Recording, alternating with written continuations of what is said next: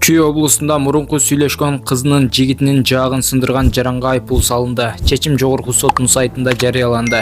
Соттук материалда маалымдагандай, окуя ушул жылдын август айында катталган. Анда айыпталуучу эркек киши жеке кастык мамиледен улам эркек киши менен мушташып, анын жаагы сынган. Соттук териштирүүдө айыпталуучу кыз киши номерин башка эркектерге таратып жибергендигине байланыштуу мурунку сүйлөшкөн кызынын жигити аны менен беттешкиси келип жатканын айтып, ага телефон чала баштаган. Айыпталуучунун айтымында ага орой сөздөрдү айтып, анын кайда экенин айтуусун талап кылган. Андан кийин ал 10 досу менен келген. Анын көрсөтмөсүнө ылайык досторуна да телефон чалган. Биринчиден ал менен кайым айтыша кеткен. Андан соң эркектер бирден көрүшүүнү чечип, ал үчүн талаага чыгышкан.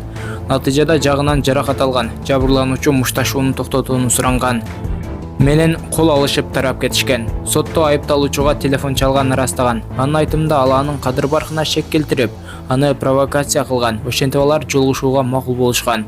Бирок жолугушууга келбей, ЮА аттуу жаран башка жакка чакырып, ВИ достору менен келүүнү чечкен. Мушташ учурунда жабырлануучу ооруп жатканын сезип, токтотууну суранган. ВИ ооруканага жеткирилип, анын астыңкы жаагы 2 жолу сынганы белгилүү болгон. Ал эми аял тымы уруштун дагы бир себебин айткан. Ал ЮАга дайыма телефон чалып коркутуп жатканын билдирген. Кайра чала бергендиктен ага телефон чалып кыздын тынчын алууну токтотууну талап кылган. Андан аркы жогорудагы окуялар болуп кеткен. Сокулуу райондук соту ЮАны күнөөлүү деп таап 40 000 сом айып салды.